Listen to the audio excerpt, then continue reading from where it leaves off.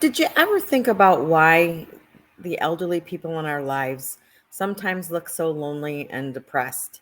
And if you think about it, the older we get, and if we're fortunate enough to live past, the average age of, 80 or so, our circle of friends, family, neighbors, it gets smaller and smaller. And before you know it, our circle is so small that we don't feel that we have anybody left. So this is what we're going to talk about tonight is preventing isolation in our aging loved ones. And hi, my name is Pam Dunwald. I'm one of your nurse advocates, and we are live in our private community forum where we get together every Tuesday evening and talk about everything speaking out on the care of your aging parents and helping those aging loved ones, navigate those golden years and be able to age gracefully in whatever way that we can help. So today we're going to talk about how to prevent isolation.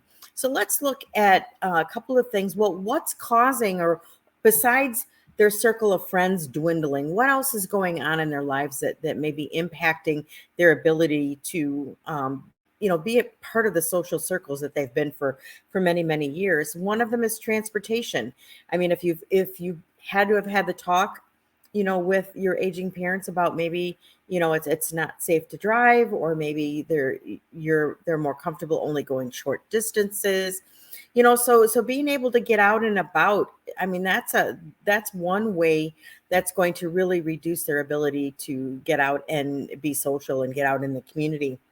The second thing is limiting mobility. I mean, maybe they have health challenges with arthritis or chronic pain or another type of illness such as Alzheimer's or congestive heart failure or chronic obstructive lung disease that prevents them from getting out maybe certain times of the year or any time of the year. So those are a couple of things that as we age and as our body changes, we have these limitations that prevent us from being able to get out and get social. So what we're going to do is we're going to talk in the few minutes that we have, we're going to talk about 5 things that we can do to help prevent or tackle isolation with our loved ones. So the first one is, I'm just going to run through the 5 real quick, and then we're going to take them one at a time. So first one is making quality time a priority with your aging loved one. Number 2, stay active together. And we're going to, like I said, we're going to go into a little bit more depth with each one of these topics. Number 3, practice technology together. And 4, find common ground in hobbies.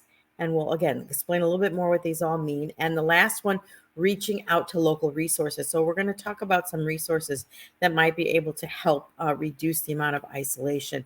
Before we move on, one of the other things too, if you have a loved one that's in a nursing home, I mean, I know we're past the pandemic, but there are still some nursing homes that are requiring our loved ones to be quarantined in their room for up to 14 days to make sure that they don't have COVID and that they don't have an outbreak in their facility. So even though they're in their nursing home around other people or assisted living, it's really important to make sure that they're partaking in some of the social activities that are going on in that facility. So let's move on. Let's go to quality time.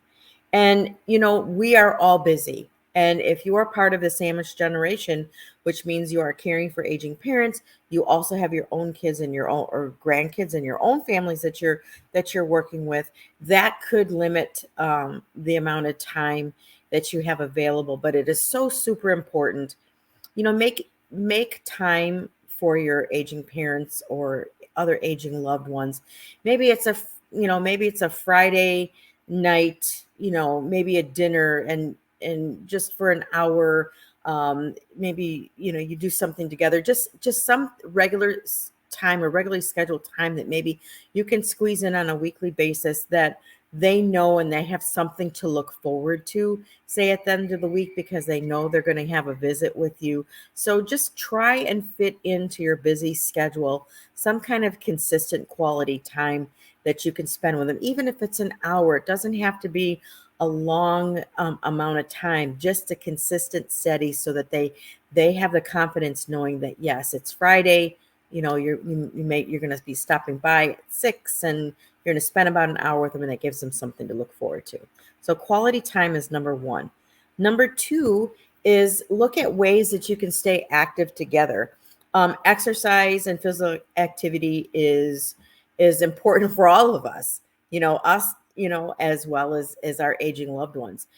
Maybe going for a walk. And if you're trying to get in some exercise, get your own steps in. Maybe that Friday after work, or a Saturday morning or Sunday evening, maybe that's you go for a walk, and that's when you have your quality time together. That's when you can talk, check in on them. How's things going? How are they feeling? Anything come up during the week that I should know about? And so maybe that's your time together, if that's possible, to go for a walk. Or there's gardening.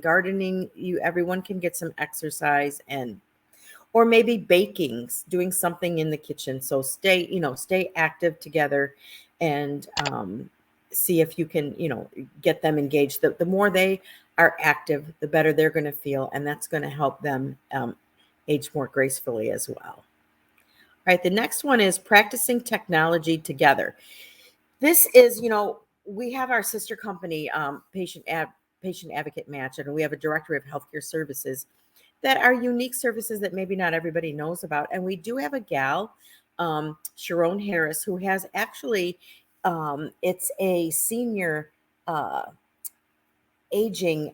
It's to prevent senior isolation, and it's actually Senior Social Corner, and it's an online platform where seniors can get together and chat and talk about things that are going on. And so, practicing technology together may be a great way to be able to help your aging loved one, get connected. If they can learn to use a tablet, maybe learn to use Skype or Zoom. I mean, we're not talking about, having them be able to do all these fancy things, but maybe just a couple of things that you could focus on practicing together, because the technology now can really help keep them connected. If you have a family Zoom, say on a Sunday evening, and they could participate, they could see family members that maybe live out of town.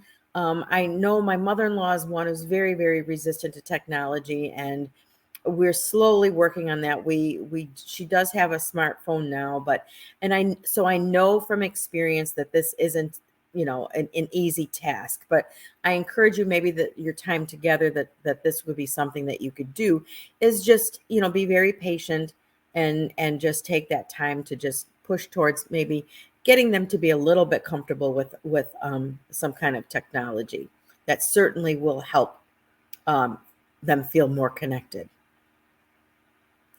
So finding ground and shared hobbies. So we talked a little bit about maybe baking, maybe, there's gardening, maybe your family is you like to can, and maybe, there's some during certain times of the summer and the fall that you can get together and can for the year, to, for food to be stored. Playing games, board games, cards, anything that they may like to do and that you may like to do. Because if you can find some common ground and shared interests and hobbies, then you're both getting joy, and you're both getting satisfaction out of it. You're both doing something that you enjoy, and you're able to do it together, and that aging loved one gets some company and some attention. Okay, so last but not least, we're going to talk just a few minutes on reaching out to local resources. We on the forum, we put this question up a little over a week ago, just trying to get some ideas what other people in our community have had luck with in trying to help keep their aging loved ones connected, so to speak. And so some of the resources that many areas, cities and towns, even rural areas, will have senior centers. And it's where people can get together and just visit, have a cup of coffee, maybe play cards, cribbage, board games, just where they can socialize. Again, transportation may be an issue, but try and find a workaround with that. There's adult daycares.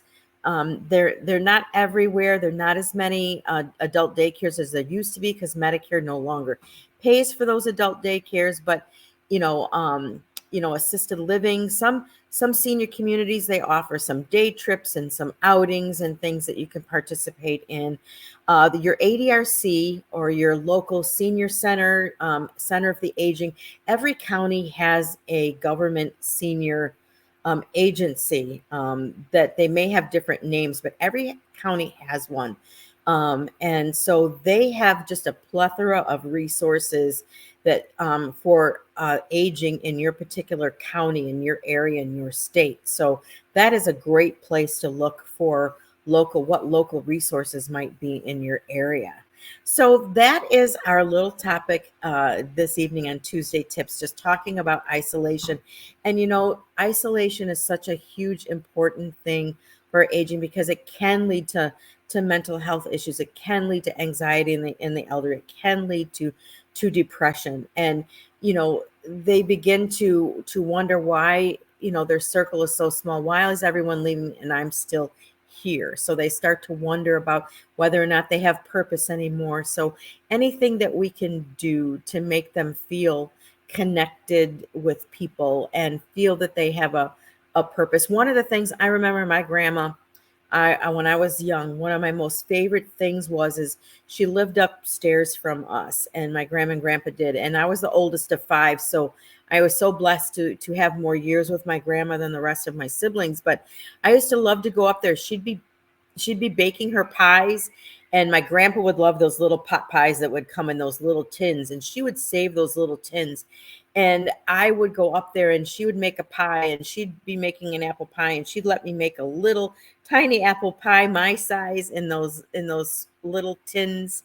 And I loved it. I still remember that some of my most favorite memories, and I know it brought joy to my grandma being able to spend time with me. So don't neglect the aunts or the nieces, the nephews, the grandchildren, the great grandchildren.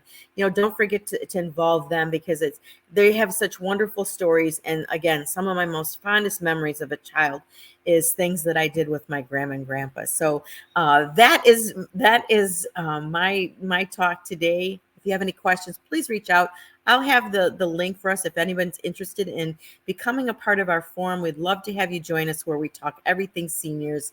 And with that being said, we will see you next time on Tuesday Tips. Take care.